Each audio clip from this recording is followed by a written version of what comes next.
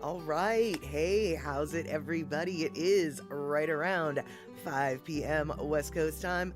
I'm going to go out on a limb and say it's 2 p.m. Hawaii time, 8 p.m. on that there East Coast, and 7 p.m. for our Central Time folk. I'm Mad Statter. This is Chatter with Statter, and we are here today with all sorts of people coming in from all sorts of places. Shock in the house, letting us know the schedule.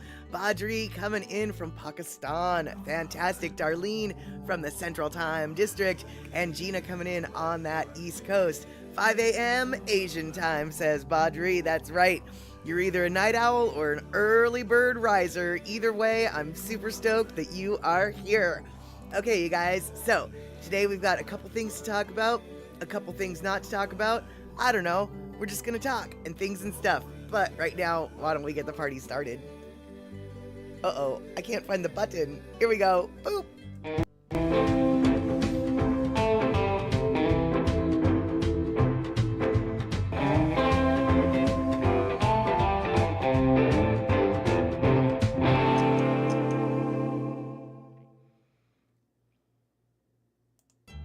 All right, we are back.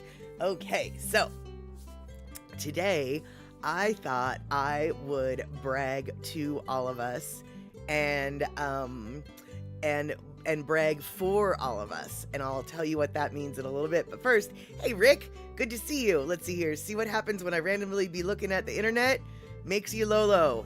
I don't know. Rick,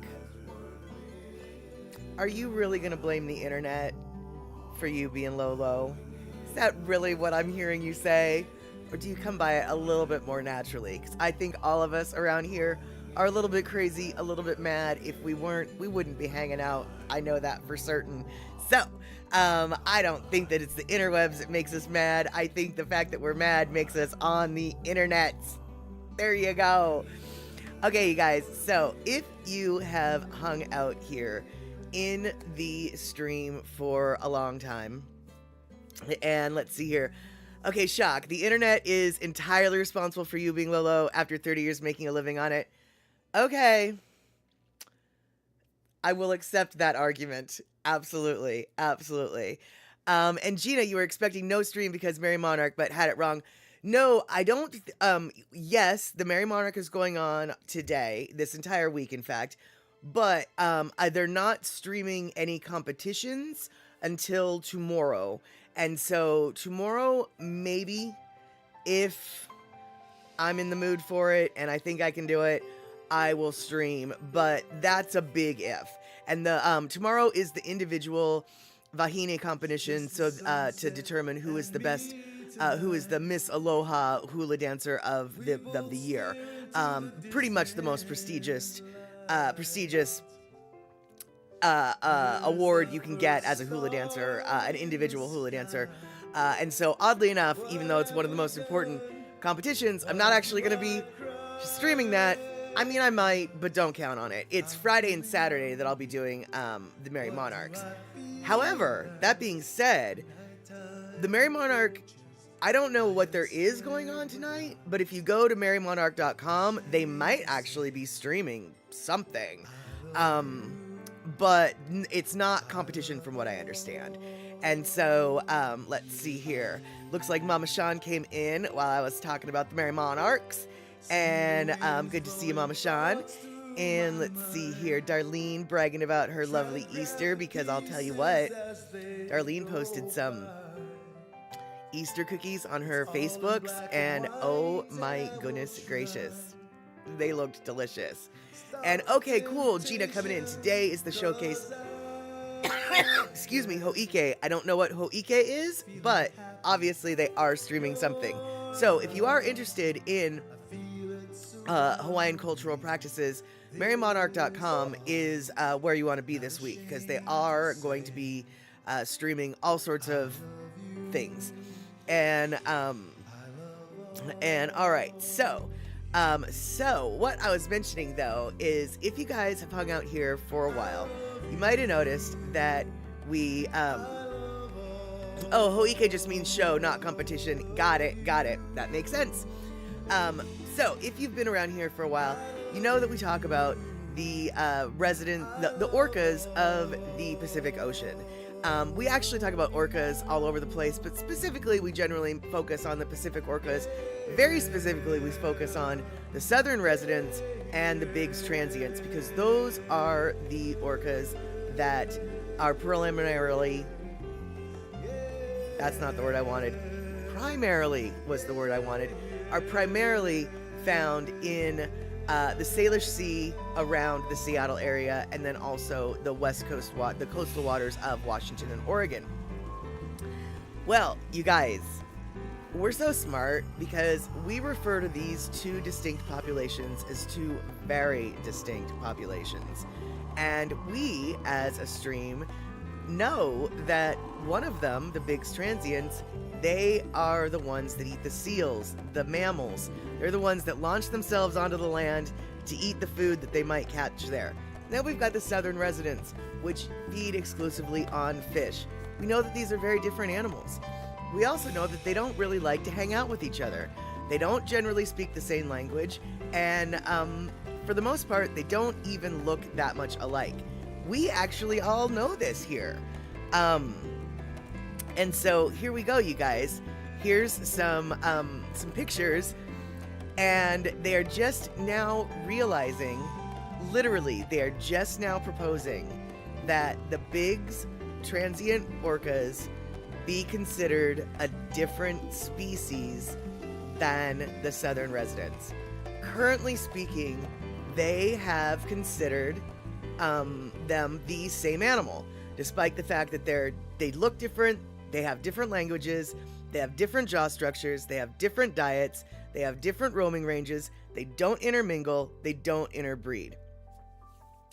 Back in 2002, aren't there differences in their tail patterns similar to whales?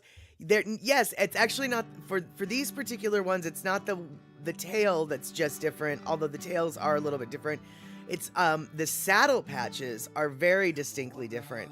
The saddle patches on the Biggs transients are generally all white. The saddle patches on the residents, as you can see in some of those pictures, they're a white patch, but they've also got gray streaks in them. Here we go. Let's see. Oops. No, go back. Boom. Here's a perfect example of the difference in size, the difference in fin structure, and you can see the difference in tail shape and in the saddle patches. And so they're now starting to recognize that there are enough differences. And back in 2002, it was proposed that they were two different orcas, but whoever it is that gets to decide these things decided there wasn't enough proof yet. But they have since unlocked the gene and, done the DNA on both the Biggses and the residents, and they found that for over 350,000 years, these two actually from 700,000 to 350,000 years ago, they split off into two distinct species. They're not exactly sure the timeline, so let's just go with the soonest possible, which is 350,000 years ago, they split off. And so, within this particular scientific paper, literally was just dropped this last Tuesday. No, not last Tuesday, not yesterday, but the week before. And so now, within the next couple of months, the Royal Taxonomy, blah blah blah, of the world, and the NOAA, the North Ocean, the ocean people, NOAA or whatever, they're gonna get together and they're gonna decide if they want to officially call these things different species. And so I just thought that it was pretty cool that we're ahead of the curve here at the Statterbox Crew. We refer to them as two separate species, even though technically apparently they're not. We just know, and we're when I found out that they were, well, first off, I didn't realize that they hadn't been officially recognized as two different species. Kind of came as news to me. But then it was like, well, okay, but we're already smart enough. We already know. So there you go. There you go. And let's see here. Mama Sean coming in. Part of the reason you like Arizona, we usually have the sunshine and not the cool and gray of Seattle. Oh, and now you've got the cool and gray coming in. And let's see here. The fin size is so different. Isn't it interesting? The difference is, yes, Mama Sean. Not only is, thank you, Gina, National Oceanographic and Atmospheric Administration. Whew. Thank you so much, Gina. Thank you, Gina, because that really was bugging me. But yeah, and not only here, we're gonna go back. We're gonna go back. Let me find it. Yeah, the fin size is different. The bigs is way darker, or excuse me, way taller and way straighter. The resident one is a little bit curvier. Now these, oh shoot, hold on, no, go back. These are illustrations of the different orcas that this one captain in, I believe it was like 1820, in the 1880s. He was born in 1825, died in 1911. I'm not sure when these particular sketches that he made were what year they were created, but these are the sketches that he made. He was a whaling captain, so he was all about the whales and basically killing them. But they did not, apparently, orcas were not ever hunted by the whalers. The whalers actually apparently feared them. And that particular gentleman wrote something along the lines of, wherever the orcas occur, death and destruction follows. So orcas have been a bit of a pain in the arse for everyone since time immemorial, I guess. And yeah, so there's that. That's a little bit of news that we have on the waterfront. I've got another bit of news on the other end of the food chain about the waterfront, but we'll get to that later. And let's see here. Yes, Gina, words are jarred. And let's see here. Mama Sean, doesn't it very hot and humid, or get very hot and humid by you? Let's see here. Gosh, Darlene, I don't think it's very hot and humid around by Mama Sean, but I'll tell you right now, I don't know what's going on. And it sounds like, no, we are hot and usually very dry, right? But we have been getting lots of rain since the beginning of the year. Brother-in-law lives in Florida, and it's way down humid down there. Yeah, totally, dude.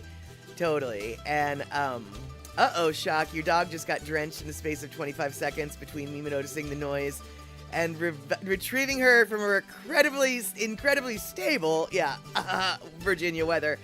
Yeah, it sounds like the weather we were having yesterday, or no, day before Sunday? Yeah, Sunday. We had some crazy weather. It went from super nice to super hailing and back twice again within like an hour. So yeah, woohoo. And let's see here, of course, and now the rain noise has stopped. Exactly, because it comes on quick and it ends quick.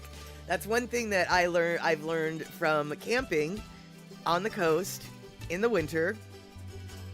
If a rain squall comes on out of nowhere, super heavy, super fast, don't worry about it. It's just gonna, that's quick. It's gonna come fast, it's gonna go fast.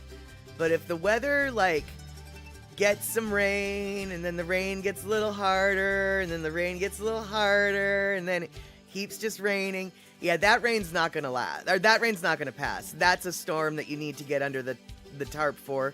That one's, you're gonna have to hunker down. It's gonna be wet out there for a long time. But those quick ones, they're usually just hard and fast and quick. And holy crumb, Darlene, you got over 2 inches of rain and a dusting of snow here. Where is spring? I'm ready. Yeah, I bet. Because you didn't really ever have your winter. You just had fake winter come around late.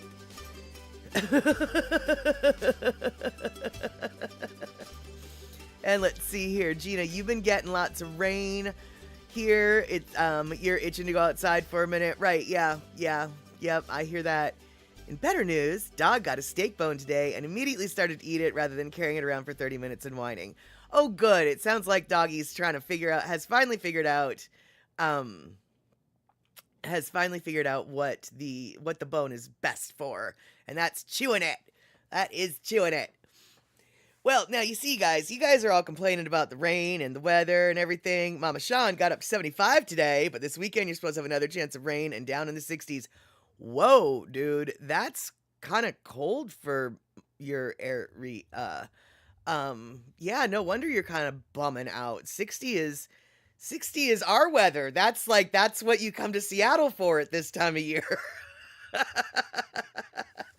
And if you want 13 inches of snow, well, I guess you just go to the Midwest. Oh my, eMusic, 13 inches of snow tonight. Wow. Wow. Wow. I mean, does the snow know that it's April? Has someone told the snow, it's April? April, you fool. Get thee back to winter. Yeah. And yeah, I bet, Darlene, with the snow and the 2 inches of rain, because yeah, your streams are yeah, definitely sounds like they would be overflowing for sure. And let's see here.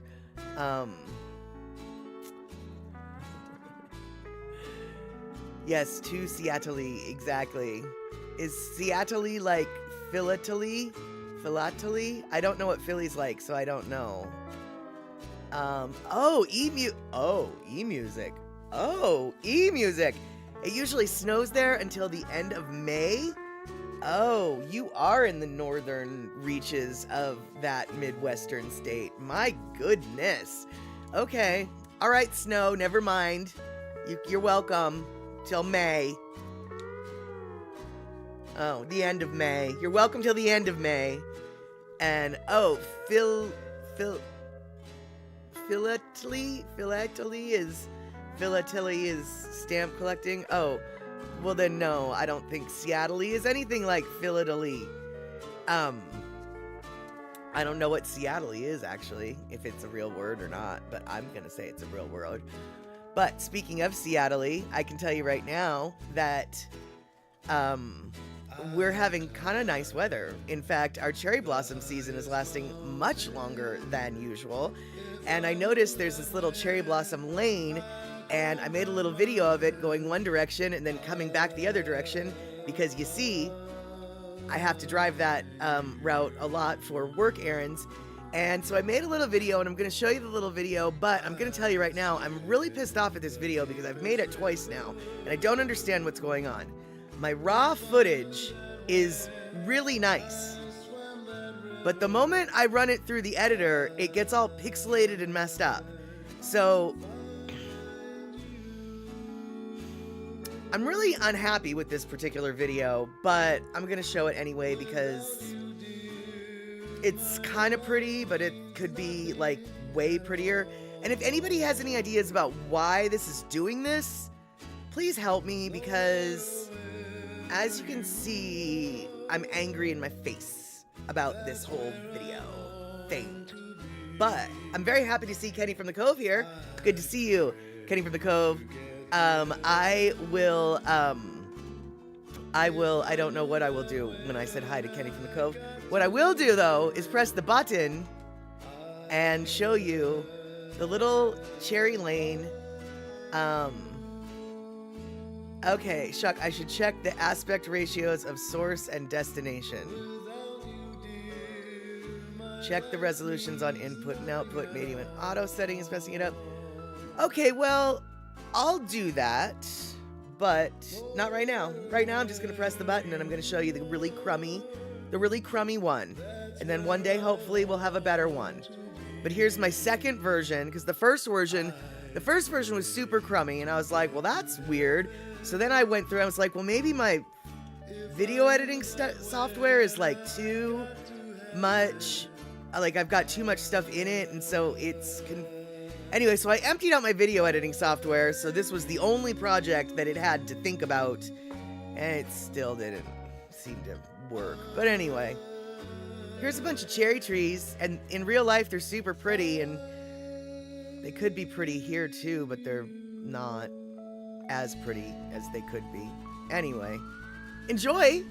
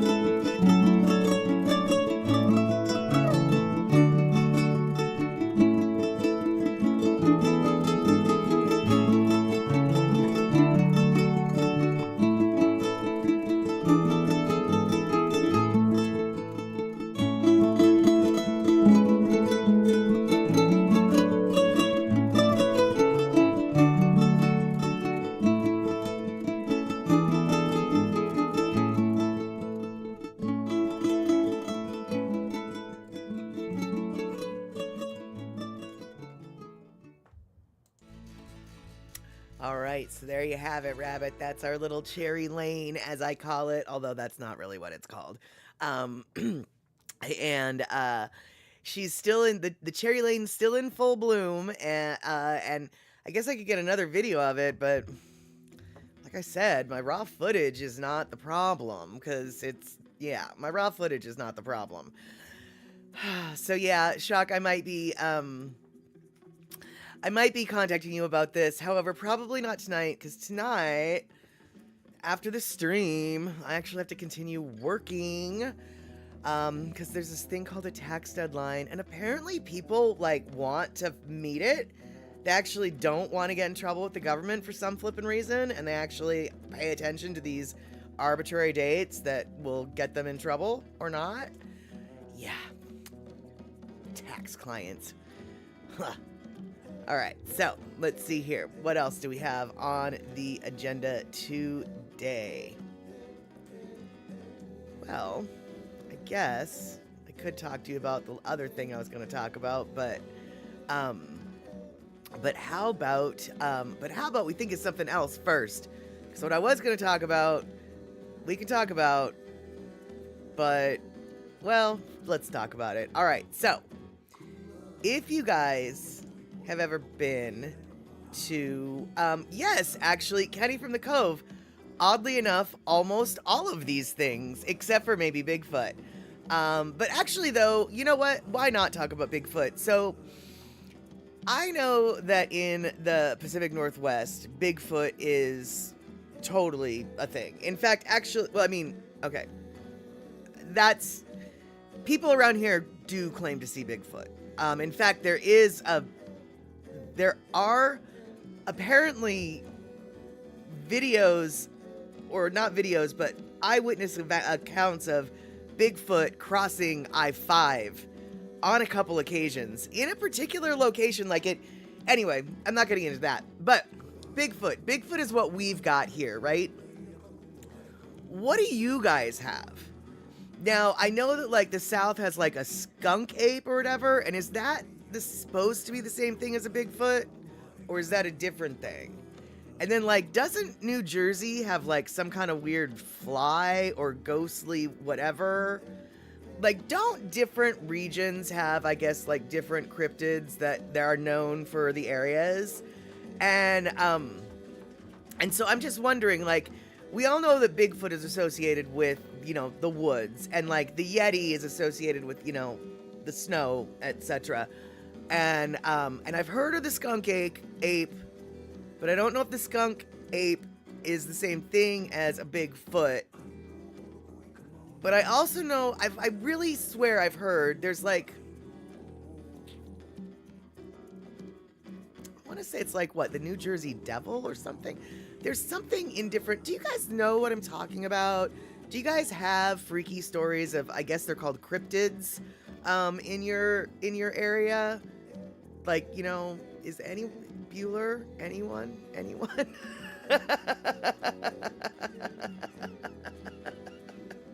And Darlene, interesting. You just saw some kind of report here of some area having sightings. They recently found a huge skeleton that wasn't entirely human. You forgot what area though.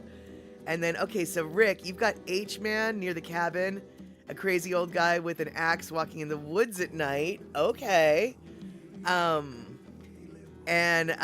Kenny, in Pacific Northwest, Sasquatch Bigfoot has a level of legitimacy and acceptance that it doesn't have in some other parts of the country. Oh, abso-flippin'-lutely, dude. I have friends who have seen Bigfoot. Like, they have seen Bigfoot. And they're not necessarily friends that I would say are tripendicular, dude, man. You know what I'm saying, dude? Man, I wouldn't say they were that type. They are, yeah. And okay, Rick, the skeleton was at Mount Shasta. Okay, well, still totally Bigfoot territory. The Sierra Nevadas, the Cascade Range, the Olympic Peninsula, all of that is full-on Bigfoot territory. So Mount Shasta very much tracks with where a Bigfoot skeleton could be found. But let's see here. His name is Daryl. Do you have the commercial? Oh my God, too funny. Oh, dude. No, I don't. I don't remember what that's for, but I totally. That rings a bell. Like, oh, I'm gonna have to look that up. And let's see here. The H-Man is a good nighttime campfire story, but just for the little kids. There you go. There you go.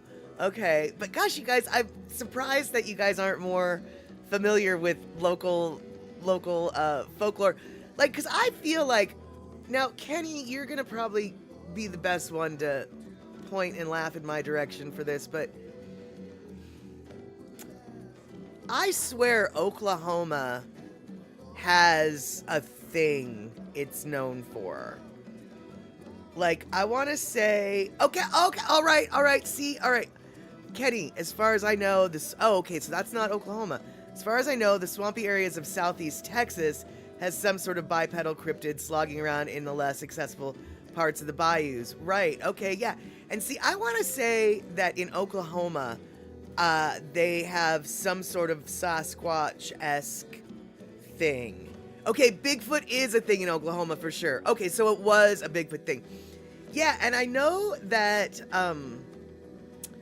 in Native American culture in the Oklahoma area, the tribes there have a thing. I think it's not called Tall Man.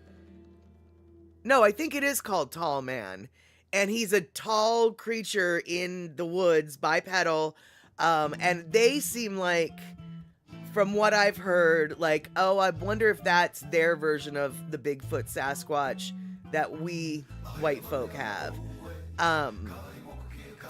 And Gina, you don't know if Maryland or DC has any, but we get plenty monsters in government. Fair enough, but I really feel like New Jersey has a cryptid. You know what, you guys? All right, here.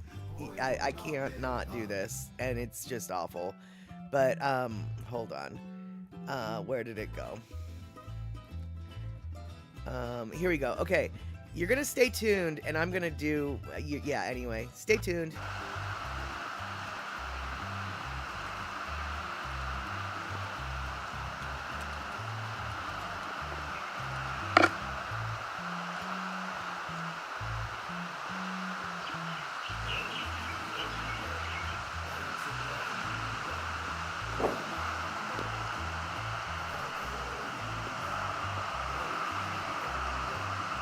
Okay, yes, Kenny, exactly. It's the Jersey Devil, and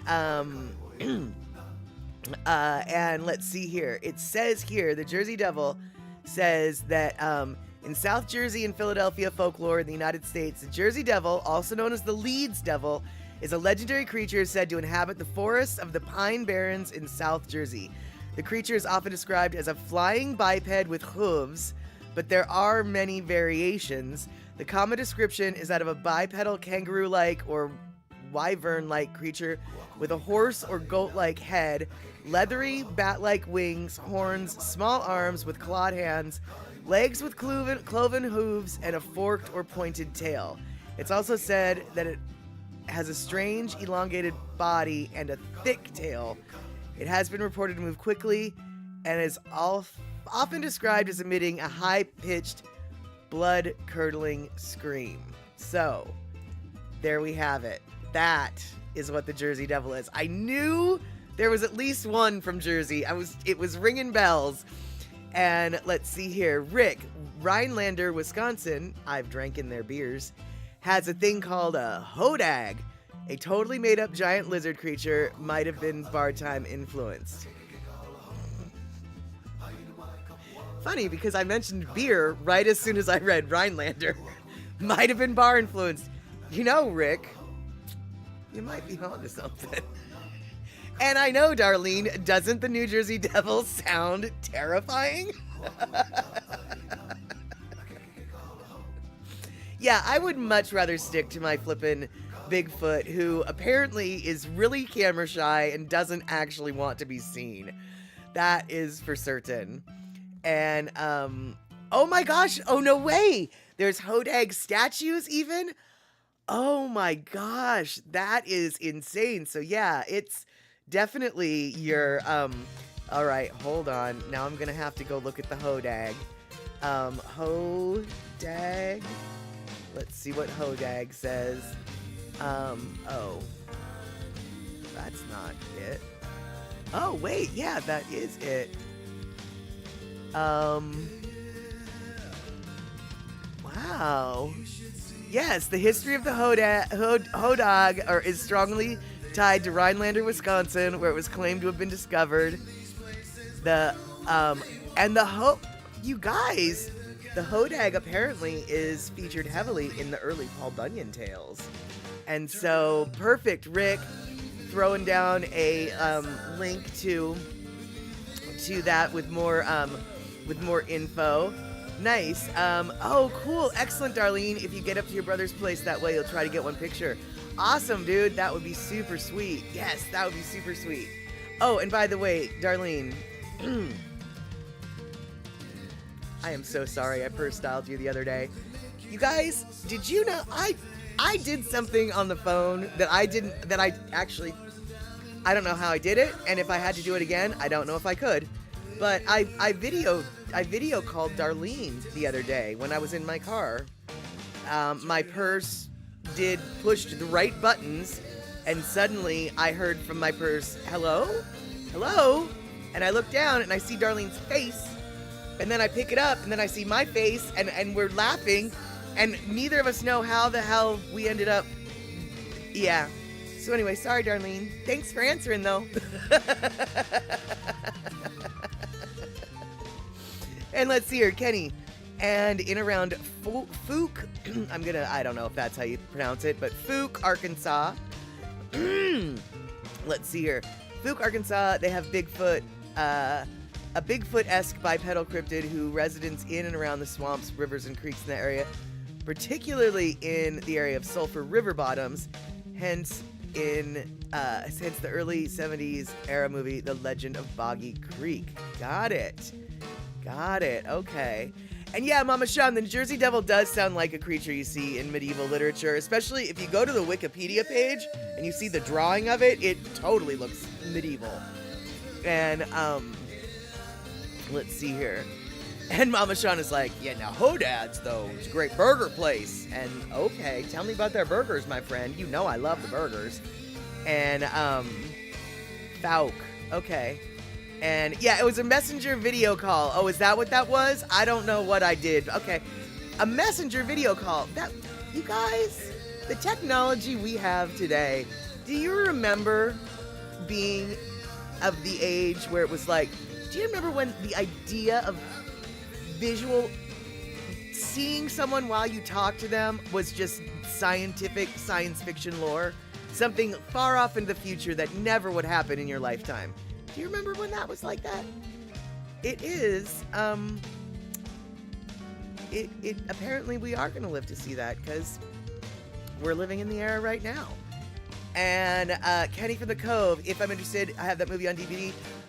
You know, I could, it never hurts to have a video on file. Speaking of a video on file, you guys, like I said, this week we're not going to be running Satterbox at the cinema. But next week, if you guys want, it's kind of a long one, but I got this movie. And we seem to make reference to this movie, and we on more than one occasion we have talked about this movie on the live stream. On more than one occasion, we've talked about either Ferrari or Ford or both. And so I've got this movie. It's almost 2.5 hours long. It's a long movie, but I am going to show it at some point on Satterbox at the Cinema. And I was thinking, not this Saturday, but next Saturday. Let me know what y'all think. But yes, we have this. This is now an option for our cinema lineup. Ford versus Ferrari. And, yeah, exactly, Darlene. I'm right there with you. I honestly don't know how you did that call. I haven't gotten a call like that. It was, right, exactly. It was funny and surprising to see it was equally funny and surprising to see your face, my friend. Yeah, and I'm like driving. I'm like, I'm just getting out of the bank. You know, I had just gone through the bank drive-through. I don't know. Yeah, I don't know. I don't know what happened, but there you have it. So, so yeah, video calls, dude. We're living the future, man.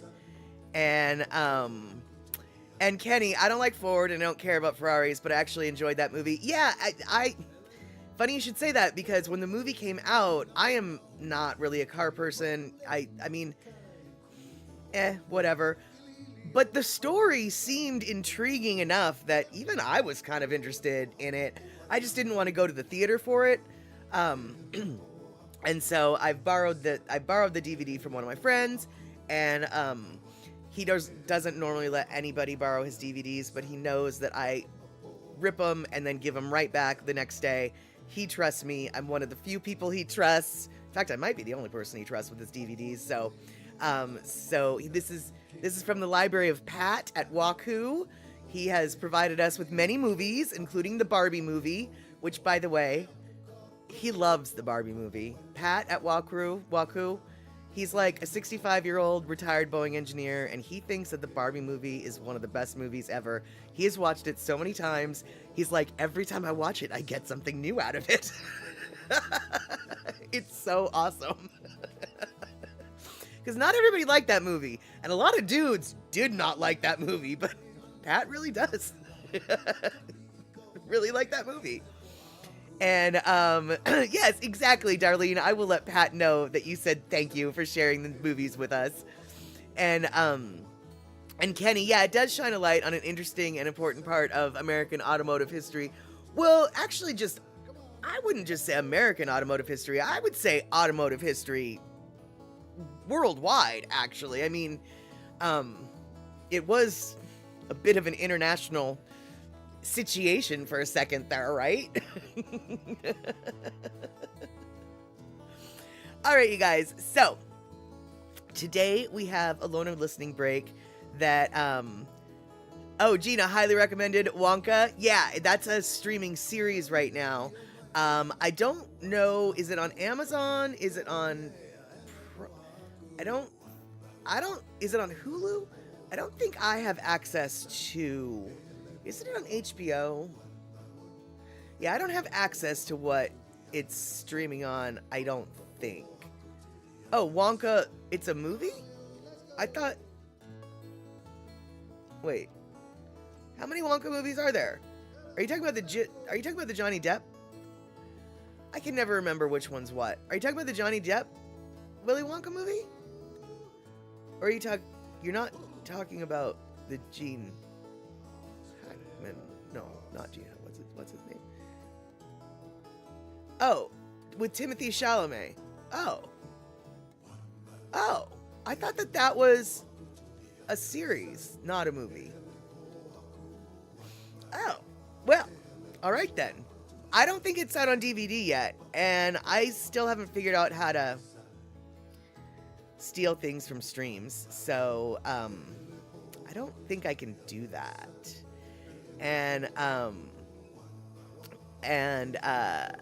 But if you guys know where it's streaming, maybe I can find out a way to steal from that stream.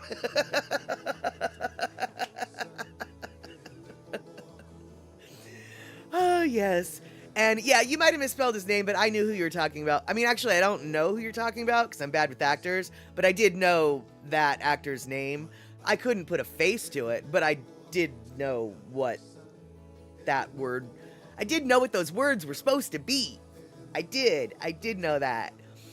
And yes, exactly, Kenny. Lesson to the world: if you piss off the U.S. auto industry bad enough, we will make a car that will embarrass you on the world stage. Oh yeah, and speaking of, I guess I don't have them anymore. Speaking of Ghostbusters, you guys, I have 4 of the Ghostbusters movies now, so we can watch Ghostbusters as well. I've got 1 and 2 from the 80s. I've got the girl one, and then I've got the one that came out a while ago. Apparently, one just came out this week. I don't have that one, but I have the first 4. And so we've got Ghostbusters that we can watch too. And hey, Puzzycat, just got your Wi-Fi back on. You think the storms have cut me off? Well, hey, dude, if you're just on, then you probably just missed this. Not this Saturday, but the Saturday after next, I'm thinking of showing this movie on the cinema. And I thought that you might like to have to see that movie. I know you've already seen it, but you know, you might want to see it again. And so not this Saturday, but the Saturday after that, I think that's probably what we're going to be watching. Unless people are like, no! In which case I'll go, okay! So there you have it. And, you watched the Sunday show, Puzzy? Okay, awesome. And, Kenny, Ghostbusters should have stopped after 2. You know, a lot of people really liked not the chick one, but the one that came after that, actually. They didn't expect to, but they liked it way more than they thought. So, I haven't seen any of them, so I have no opinion on any of them. And hey, Trail Dust, good to see you coming on in. Awesome. All right. Well, you guys coming on in just in time. Puzzycat, your timing is perfect for you know what. Coming in just in time for a Lono listening break. This is an extra long Lono set. 2 different songs, clamoring, mashed into one. A cover, both of them, and super fun super fun video that I like to show people when introducing them to Lono, just so they understand that he doesn't just do Hawaiian music, he can do all sorts of music. And so, right now, let's do our Lono listening break. All right. Ooh. Whoppa!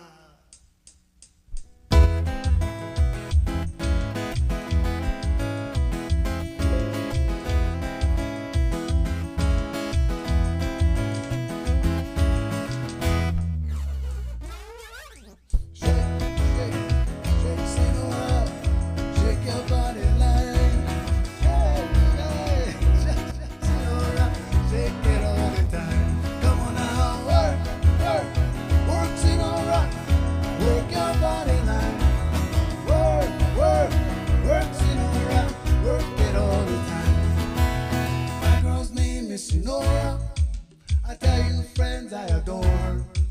And when she dances, oh brother, just like a hurricane in all kinds of weather. And like rock your body in time, okay? I believe you, jump in the line, rock your body in time. Come on, come on, come on, jump in the line, rock your body in time, okay? I believe you, jump in the line, rock your body in time. Somebody help me. Shake, shake, shake, Sonora. Shake your body like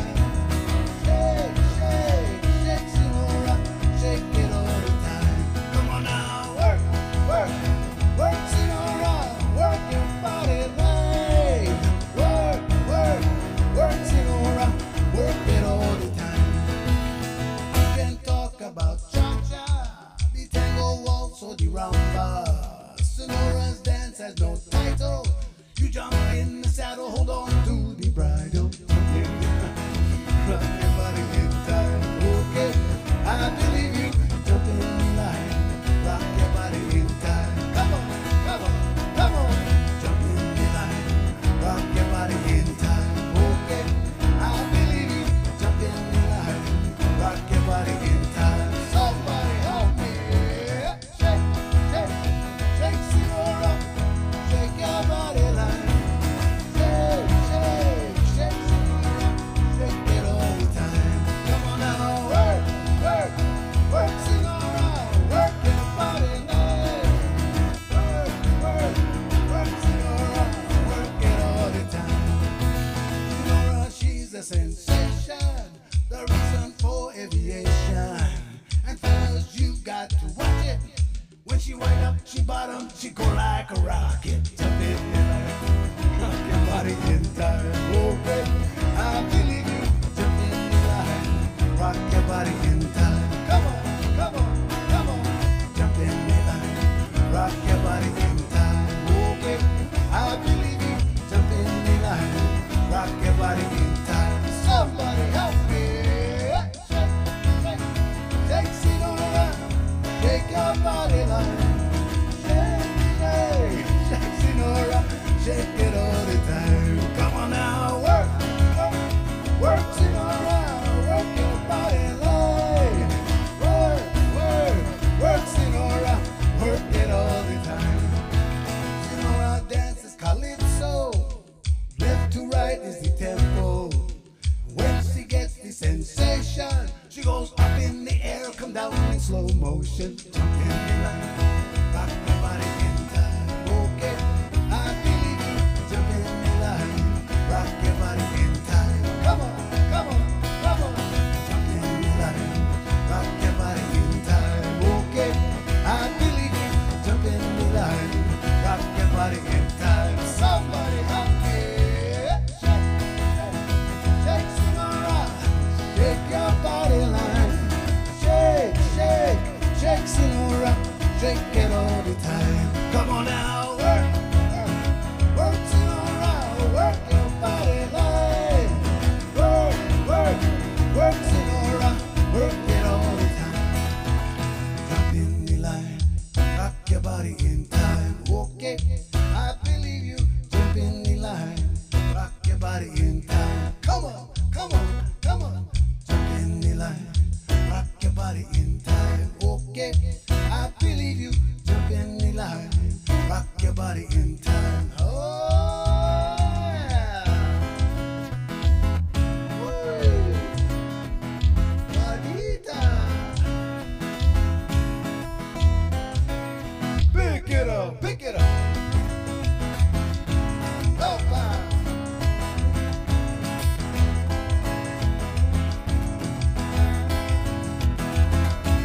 Juanita, my darling, you sure you love me? Si, senor. You feel in your heart you will marry to me. Si, senor. Promise to love me the rest of your life. Si, senor. I love Juanita, my sweetheart from Venezuela. We love Juanita, his sweetheart from Venezuela. Break down. Pick it up, pick it up. Opa. I teach you to habla in English like me. Si, senor. There's no nothing, no difficulty. Si, senor. I take you to Padre to marry you now. Si, senor. I love Juanita, my sweetheart from Venezuela. He loves Juanita, his sweetheart from Venezuela. Break down.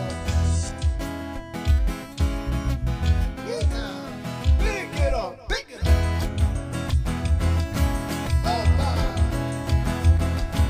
Forget all the young men that you used to know. Si, senor. Worry, but they would not have you no more. Si, senor. Forget all the letters that you used to write. Si, senor.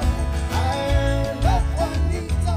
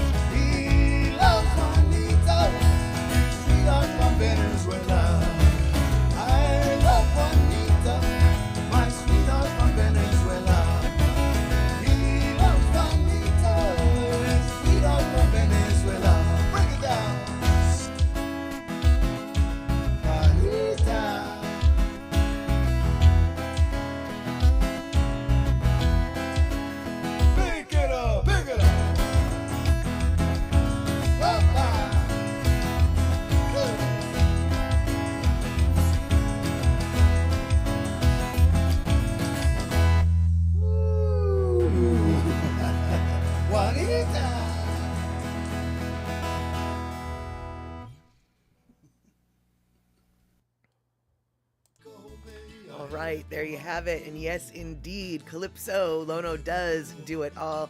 That is true, Darlene. Actually, Lono was mentioning that he could probably have a 2-hour set 7 days in a row, each set with a different theme, and he would never play 2 songs the same in each set.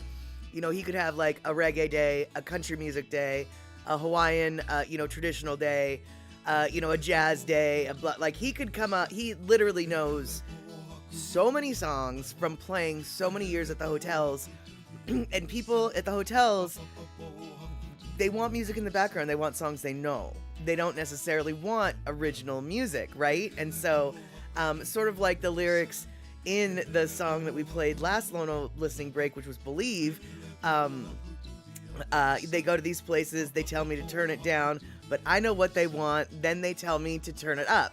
So, he can basically, he realizes, he'll be in the middle of maybe doing a country set and people are not having it. And so, boom, he can switch to reggae if they need to, if that's what's going to get the tip jar filled, as it were. So, Lono could easily make a better country song than Beyonce did. Kenny, I actually didn't want to wade into that topic. I really wanted to like that song.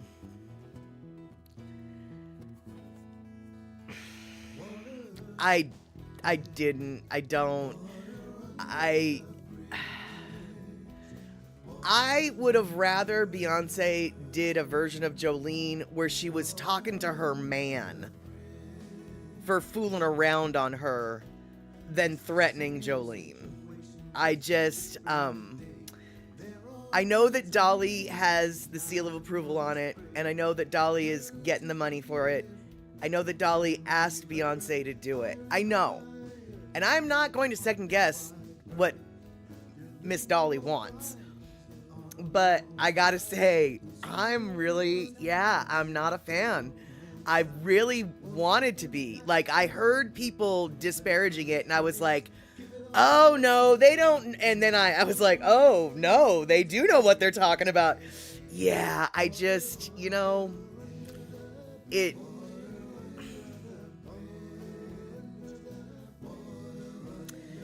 Yeah, it's just not the same song, and there we have it. Yeah, so yep, there we go. And yeah, Lono actually, and not only that, Katie, Lono actually has a couple songs that are kind of country. I mean, on Old Style 2, there's a lot of slide guitar. It's one of the reasons why Old Style 2 is one of my favorites, is because that flippin' slide guitar just makes me... I love a good slide. So, Lono definitely, he's got some, and he does on Gold Style, he does a country cover of, Whispering Pines. And let's see here, Kenny from the Coast, This Ain't Texas.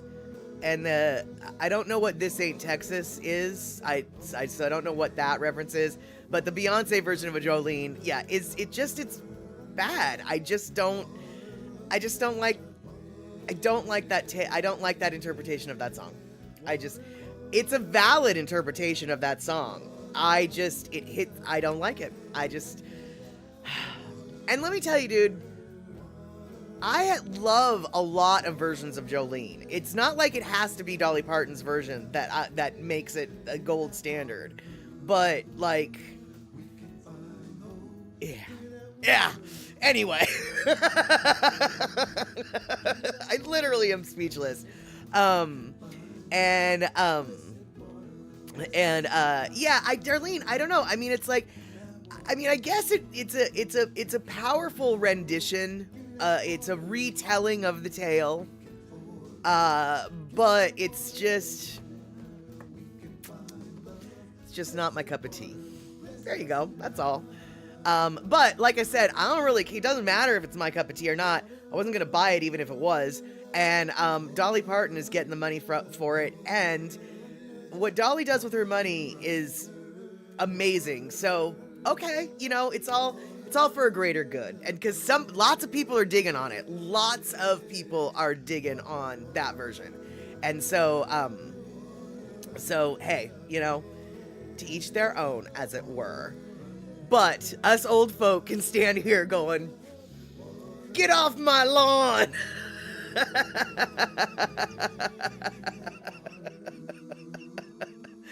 And Kenny, that's funny. Marilyn Manson could do a better song, a country song than Beyonce could.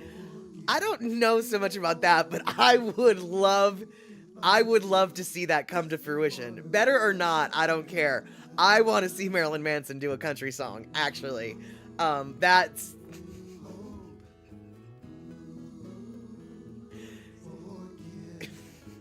funny. I would like to I would like to hear that. Oh yeah, Gina, Beyonce did Jolene. And a few years ago, Dolly Parton actually specifically requested that Beyonce do a cover of Jolene. I don't know if she requested, but she planted the seed. She said, I would love it if someone like Beyonce did a cover of Jolene. So Dolly's totally behind it, but the lyrics have been completely revamped. The lyrics are different. And consequently, it's a very different song. And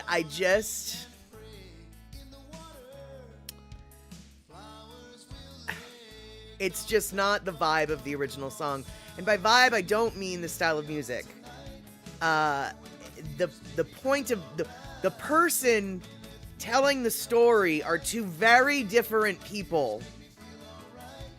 Even though it's supposed to be the same person. You have to hear it. You'll totally understand what you'll have a better chance of understanding what the flying fork it is I'm saying. If you listen to it. Hey Ted, good to see you. You loves me a Jolene remix. You mean the original or the Beyonce? And let's see here, Shock. The next Jolene should not be about anyone feeling insecure about their looks. Well, Shock, have you heard the Beyonce version? Because that's the version that is out now. That is precisely and exactly what this version is about. There's no insecurity coming from this version. Which is why I don't like it, because that's the point of the song is the insecurity. That is the point of the song. But yes, that she has completely flipped it on its head, and it is not. She's coming from a position of power and threat to Jolene. So right, yeah. See, I don't interpret, but that's not about an insecurity as much as it is. Because she says in there that she's a queen. No one thinks they're a queen if they're insecure. So that is actually fundamentally, I think, why I don't like the song, because it's not the same song then. It's not the same message. It's not the same, whether or not you like the message of the original song or not.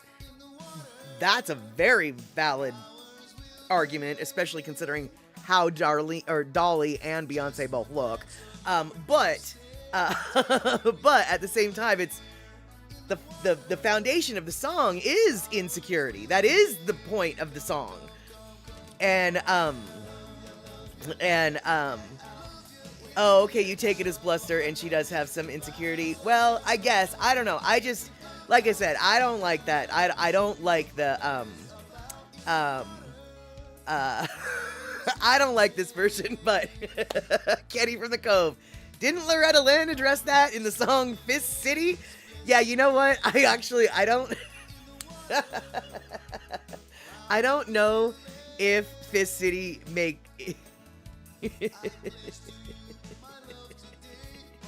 I don't know if Fist City was created as a response or commentary or as an addendum to Jolene. But yes, indeed, Loretta Lynn pretty much did cover it in Fist City. Yeah. Loretta Lynn definitely had no insecurities. And calling ourselves queens is putting up a front to cover insecurity, perhaps, but then, Beyonce is nothing but insecure then, because she is considered Queen Bee. That's what they call her. That's what her fans call her. She, that is how they refer to her, as a queen. And I'm just saying, everyone's got their own interpretation of the song, but the interpretation of, but the interpretation that I had of that song, I didn't like it. And yeah, Kenny, I thought Fist City predated Jolene as well. That's why I was like, I'm not sure if they're necessarily related, but it does apply. And anybody, I don't know the lyrics to Fist City, but I think you can it's Loretta Lynn threatening her man with Fist City. Come on. Loretta Lynn, don't come home a-drinking with lovin' on your mind. Loretta Lynn talking about, beating her man with a frying pan. I mean, Loretta Lynn, she don't take no guff. So, she's a secure woman, and she got the pill, because mama got the pill. And let's see here, you don't know what queen means to Beyonce, but you suspect strongly that your little honky-tonk brain had gaps on that score. Well, no, she's called Queen Bee, and so, that is what she is. And so, let's see here. The song is meant to resonate with ordinary people, not be projection of the performer, unless there's some specialness or self-absorption there. Well, yeah. I'm sure Beyonce is not self-absorbed at all. Not one little bit. Yeah. And medieval style Jolene, one of the best. I don't Bardcore, says Ted. That's funny. All right, Pussycat. Kylo's birthday was Monday, and he was showered with gifts from Shelby. She got him a fake chicken, and it squeaks real loud, and he wants to fight you for it. Oh, that sounds awesome, dude. That sounds awesome. Let's see here. Darlene, the song she did with Cher, they said Beyonce tried to out-sing and did a little bit of an upstage to Cher, but Cher took it all well. Didn't act offended, and boy, does Cher look awesome for her age. Oh, dude, yeah, exactly. Yeah, Cher, I think that they replaced Cher with a robot in the 1980s, because she really hasn't changed at all since then. And as much as I would like to think that 1980 was just like 20 years ago, it's not.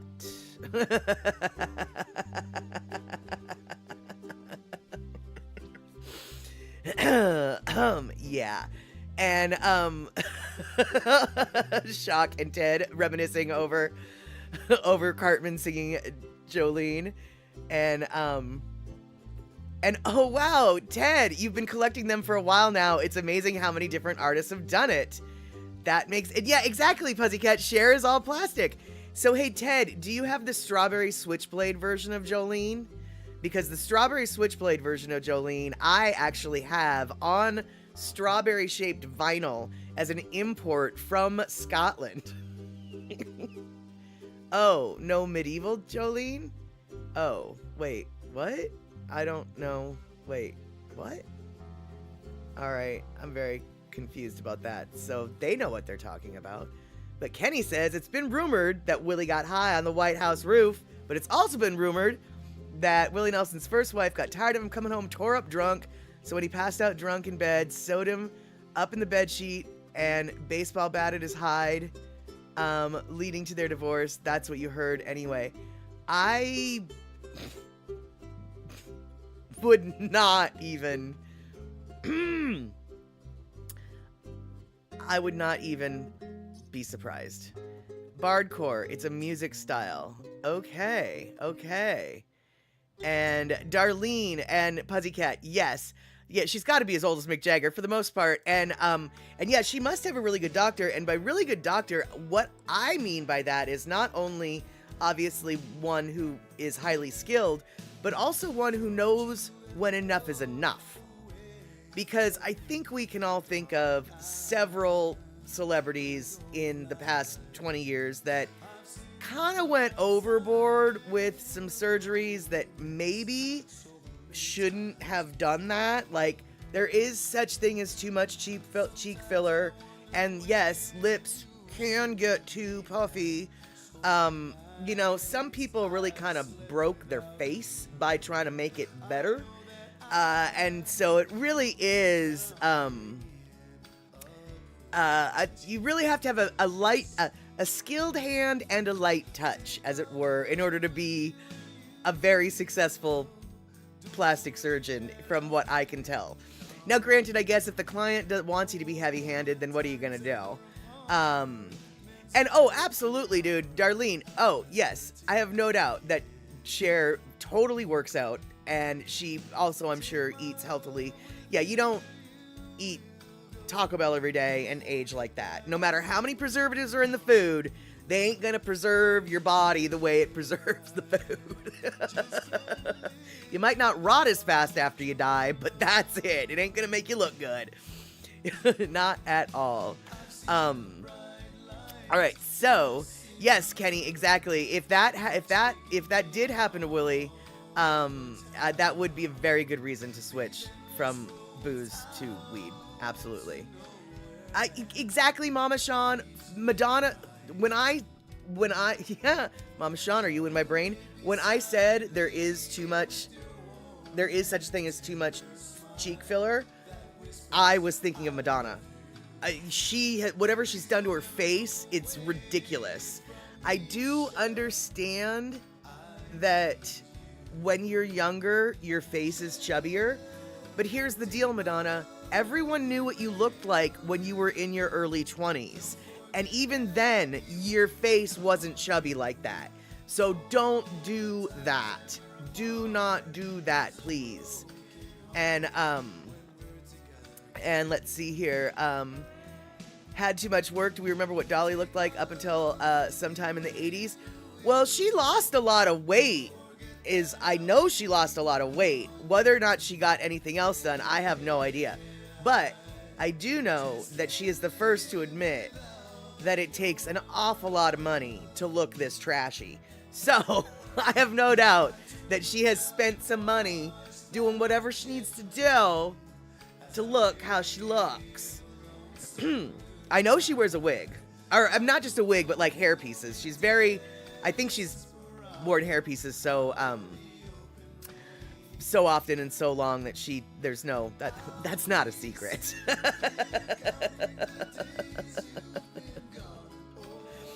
So let's see here.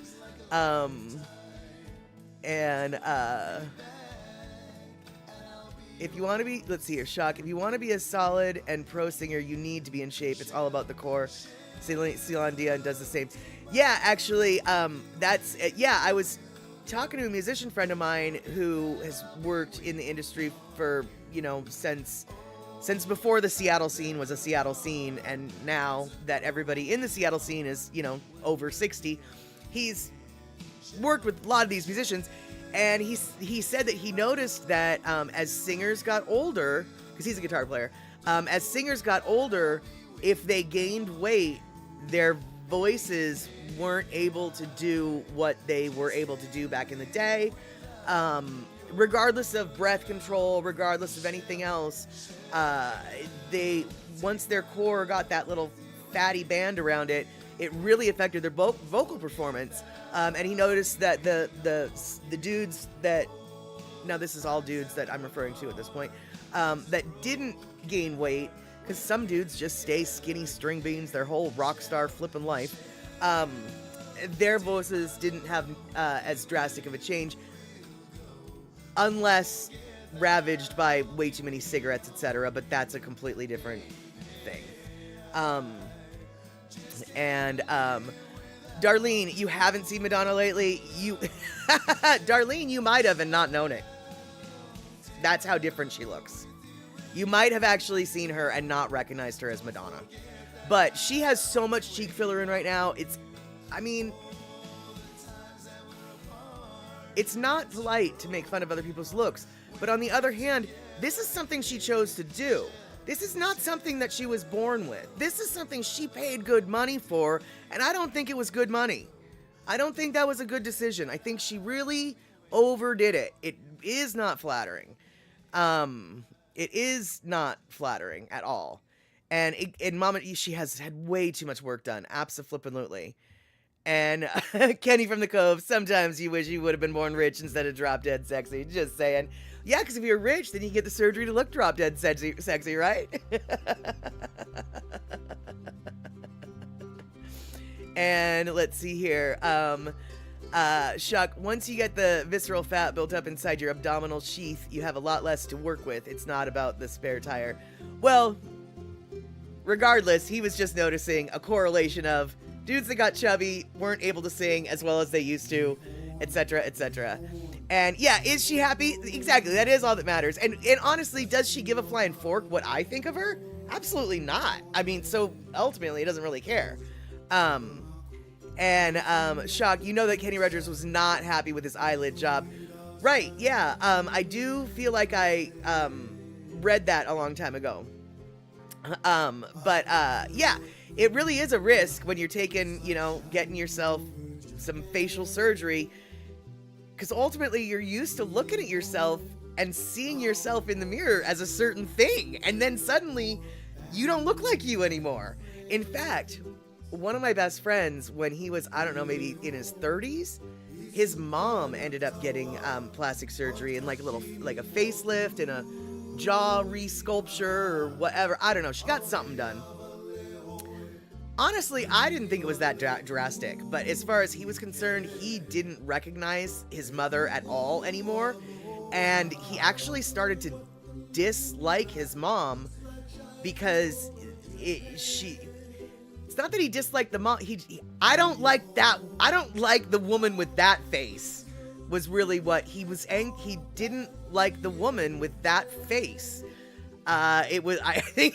I don't know if it was like just a childhood trauma response of like, but my mommy, or I don't know. But he really. It took him a long time before he finally accepted his mom's face, which I know that's a very strange thing to say, but she did change her face, so,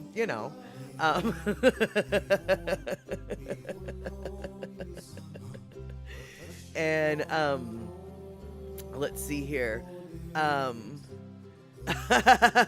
you go. Darlene, you'd like to have a vacuum taken to just a couple of your areas. Just saying. Yeah, exactly. And yeah, Mama Sean, I do think there might be an element of truth to that. I'm not sure that she is so happy. Otherwise, why get so much done? But whatever. I mean, it's not my money she's spending. And so, let's see here. Puzzy Cat, the weather guy on our station, got his stomach band and lost a lot of weight. He looks different now. Oh, absolutely. Well, I mean, talk about looking different. Like Al Roker, Al Sharpton, Dan Connor, that's not his real, John Goodman from the Roseanne show. I mean, all of these people are just like, wow, dude, you look different now that you're skinny. I mean, like completely different people. And, let's see here.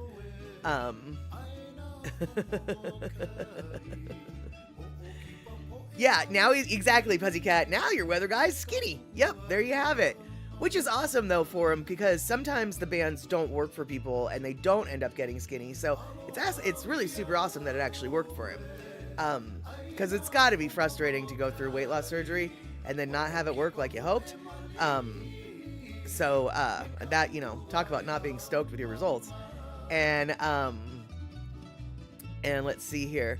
Puzzy Cat, you like the older version of him? Yeah, well, funny you should say that, because I prefer the plumper version of John Goodman. Whenever I see him on TV now on that Connor show, it's just like, you look so much older and ravaged now that your skin is all droopy and saggy. Oddly enough, he looked, even though I'm sure he is in a much healthier position now. He just looks so much older than when he was puffier and less lines. And Darlene, I look at it this way. I had my fun, my youth, and I'm ripened old age now, and that's okay. And my grandkids and Rick still like you. There you have it, Rabbit. That is exactly it. And, exactly, Fuzzy Cat. He looks hungry.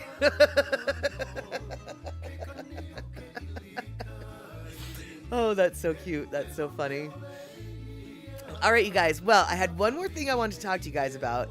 And so, and it includes a map. But, we started the stream talking about whales. Whales are a top-level predator. Top of the food chain. Now we're going to go all the way to the bottom of that water aquatic food chain. And we are going to talk about herring. That's right. We have herring right now in the Pacific Northwest. I know that we also, if we watched Andy Bumatai's stream last Thursday, there's a huge herring swarm that's in Hawaii right now. Well, they're also here in the Pacific Northwest. And the great thing about it this year is it is a huge boom. A huge boom to such a degree that Native Americans in the area cannot recall seeing a spawning event this size in their lifetime. They don't recall hearing about a spawning event this size in their grandparents' lifetime. The spawning event that is happening in the last couple years, the spawning events that have been happening over and over again the last couple years are literally record events that no verbal history has it.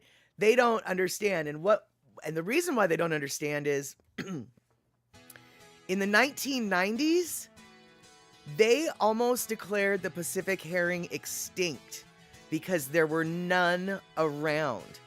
There was no spawning events happening. Very few eggs were laid. These are the herring eggs. Now, the herring eggs are, as you can see from some of these pictures, harvested by people to eat. But also, these herring eggs, when they hatch, they become the very first level of plankton to hit the areas where then the immature salmon come in and feed on them. When the immature salmon come in, then you get the sea lions that come in, and basically it is a feast of epic proportions for salmon, whales, sea lions, dolphins, gulls, eagles, etc., etc. And are the Pacific herring going to be another food source for the orcas? Yes and no, Kenny. No, the whales don't eat the herring, but the whales eat the salmon, and the salmon eat the herring. So, yes, the fact that there is a huge herring boom bodes extremely well for the salmon population, which then in turn bodes extremely well for the southern resident population. Rick, these are all natural hatchlings. These are all natural. And what is super awesome and super strange from my perspective, in the Pacific Northwest, our waters do not run blue. Our waters are dark.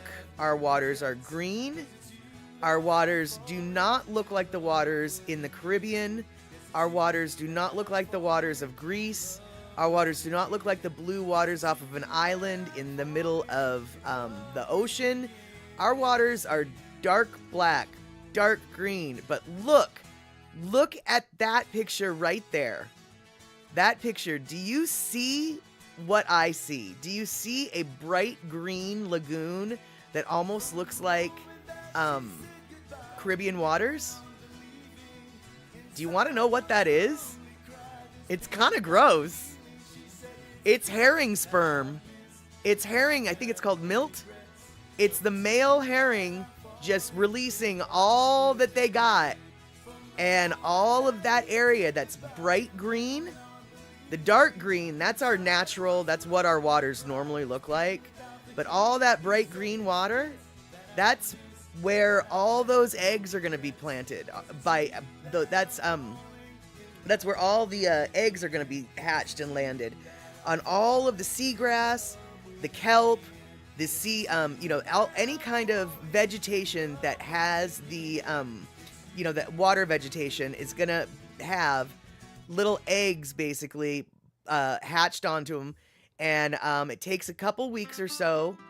There you go. Any kind of sea vegetation is going to have the little eggs laid on them. And then you can pull up that sea vegetation and eat that roe, smoke that roe, use that roe. As you can see, the Native Americans use harvesting a lot right there. And this particular guy up here, when this picture crossed my Facebook feed, and I was like, what the hell is Lono doing up in Alaska? Because this picture actually was taken in Alaska. But I was like, what the hell is Lono doing in Alaska? But it's not actually Lono. But I thought that kind of looked like Lono. But that's not what the picture is of. The picture is actually of all that row in the background. But I thought you guys might get a kick out of this dude that kind of looks like Lono. But yeah. So, and the weird thing is they have no idea why the salmon run, or excuse me, the herring run is so incredibly large right now. But it's happening in Alaska, and it's also happening, obviously, in the Puget Sound. And here we go. Here's my map. So, the particular, the Suquamish tribe, that picture of the herring sperm in the water, that picture took place, was taken up on the northern point, kind of near Agate Point, on that island that's kind of in the middle of the water there. This is Bainbridge Island. If you see the Seattle, travel west, you're going to see Bainbridge Island. At the very top point of that island is Agate Point, and that's roughly where that picture was taken for all of the bright green water was. And they've also, however, noticed more spawning grounds in the last year or two happening in the Seattle area on Alki Beach. And so if you look just south of Seattle to that little point of land, and it's got a little green upside down teardrop, that's Alki. And that particular stretch of beach has also got an increased number of herring eggs in the last few years. So they're realizing that the herring are finding all sorts of places in the Puget Sound area to begin spawning when they haven't been doing that in those areas for decades. And so they don't know what's causing this boom, but they're very excited about the boom. And so I wanted to share that excitement with you guys, because even though they're at the very bottom of the food chain, it absolutely affects the orcas that we talk about here a lot at the top of the food chain. And it looks like we've got some raiders coming in at the very last second. Hey, Terry in Scotland. So good to see you. And let's see here. Kenny, there are so many wrong ways. Hold on. So I could go with that one picture, but but I'm going to take the high road. Suffice it to say, I know guys who are a lot like those Pacific herring. Yes, there you have it, Rabbit. That's, yes, exactly. Yeah. And let's see here. Something that ate herring isn't eating herring right now. Well, it's not so much, they don't know. Yeah, they just don't know. They truly have no idea. But they're very happy that the herring that are showing up are breeding to such a degree that literally they have not seen it for generations. And so, so if the tribe is hopeful, I'm going to remain hopeful. That's all I can say about that. All right, you guys, we've got about 3 minutes left. Our 2-minute warning is going to be coming up in just a second. We've got about 3 minutes left. So I want to thank everyone who's been here for the streams enough to know what the Flying Fork we're talking about when we're talking about whales. I want to thank everybody who's not been here long enough but still hung out just to hear about it anyway. I want to thank everyone who came here today. I want to thank all you subscribers, all you gift subscriber peoples, anybody who did any kind of sharing or watching of this stream ever. And I definitely want to thank you guys for hanging out today because we wouldn't have had anything to talk about.